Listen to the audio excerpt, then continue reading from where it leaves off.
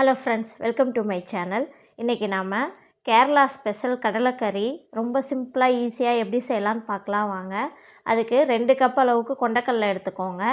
Over night ஊற வச்சுட்டு குக்கரில் சேர்த்து தேவையான அளவுக்கு உப்பும் மஞ்சத்தூளும் சேர்த்து ஒரு 10 விசில் விட்டு எடுத்துக்கோங்க.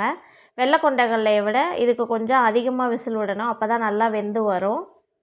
ஒரு கடாயில் 2 ஸ்பூன் அளவுக்கு எண்ணெய் சேர்த்துக்கோங்க. எண்ணெய் சூடானோன்னே ஒரு சின்ன துண்டு பட்டை, 2 கிராம்பு, 2 ஏலக்காய், 1 ஸ்பூன் அளவுக்கு சோம்பு சேர்த்துக்கோங்க.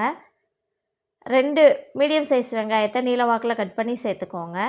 சேர்த்துட்டு நல்லா கலந்து கொடுங்க. வெங்காயம் நல்லா வதங்கி வரட்டும். ஒரு சின்ன துண்டு இஞ்சி கட் பண்ணி சேர்த்துக்கோங்க. ஒரு 7 பல் அளவுக்கு பூண்டு சேர்த்துக்கோங்க. சேர்த்துட்டு இஞ்சி பூண்டு பச்சை வாசனை போகிற வரைக்கும் நல்லா கலந்து கொடுங்க. 3 தக்காளியை நீல வாக்கில் கட் பண்ணி சேர்த்துக்கோங்க. உப்பு தேவையான அளவுக்கு சேர்த்துட்டு நல்லா கலந்து கொடுங்க. உப்பு இந்த ஸ்டேஜ் முன்னாடியே சேர்க்கும்போது தக்காளி நல்லா வதங்கி வரும். ஒரு கைப்பிடி அளவுக்கு தேங்காய் துருவல் சேர்த்துக்கோங்க. சேர்த்துட்டு நல்லா கலந்து கொடுங்க. 1 ஸ்பூன் அளவுக்கு தனி மிளகாத்தூள் சேர்த்துக்கோங்க. 2 ஸ்பூன் அளவுக்கு மல்லித்தூள் சேர்த்துக்கோங்க. 1/2 ஸ்பூன் அளவுக்கு கரம் மசாலா சேர்த்துக்கோங்க. இப்போ இந்த மசாலாலாம் சேர்க்கும்போது அடுப்பை லோ ஃப்ளேமில் வச்சுக்கோங்க, இல்லாட்டி அடி பிடிச்சிரும். சேர்த்துட்டு நல்லா கலந்து கொடுங்க.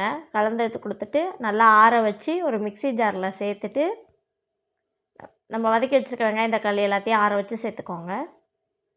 நம்ம வேக வச்சுருக்க கொண்டக்கடலையில் ஒரு கைப்பிடி அளவுக்கு சேர்த்துக்கோங்க. கொண்டக்கடலையும் சேர்த்துட்டு கொஞ்சமாக தண்ணி சேர்த்து நல்லா ஃபைன் பேஸ்ட்டாக அரைச்சி எடுத்துக்கோங்க. ஒரு கடாயில் 2 ஸ்பூன் அளவுக்கு எண்ணெய் சேர்த்துக்கோங்க. எண்ணெய் நல்லா சூடானோன்னே 1/2 ஸ்பூன் அளவுக்கு சோம்பு சேர்த்துக்கோங்க. சோம்பு நல்லா பொரிஞ்சோன்னே 2 பச்சை மிளகாய் கீரி சேர்த்துக்கோங்க. கருவேப்பிலை கொஞ்சமாக சேர்த்துக்கோங்க. நாம் அரைச்சி வச்சுருக்க வெங்காய தக்காளி பேஸ்ட்டு சேர்த்துக்கோங்க. மிக்ஸி ஜார் கழுவிட்டு கொஞ்சமாக தண்ணி சேர்த்துக்கோங்க. சேர்த்துட்டு நல்லா கலந்து கொடுங்க. நல்லா நுரைச்சி கொதி வரும்போது நாம் வேக வச்சுருக்க கொண்டக்கடலையை சேர்த்துக்கலாம். தண்ணி கொஞ்சம் கச்சிதமாக சேர்த்துக்கோங்க, ஏன்னா கொண்டக்கடலையில் இருக்க தண்ணியும் அதில் சேர்த்து ஆட் பண்ணுவோம். அதனால் தண்ணி பார்த்து சேர்த்துக்கோங்க. கொண்டக்கடலை வேக வச்சுருக்கிறத சேர்த்துக்கலாம். சேர்த்துட்டு நல்லா கலந்து கொடுங்க. நம்ம கொண்டக்கடலை வேக வச்சுருக்கும் போதும் உப்பு சேர்த்துருக்கோம், வெங்காய தக்காளி வதக்கி அரைக்கும் போதும் உப்பு சேர்த்துருக்கோம்.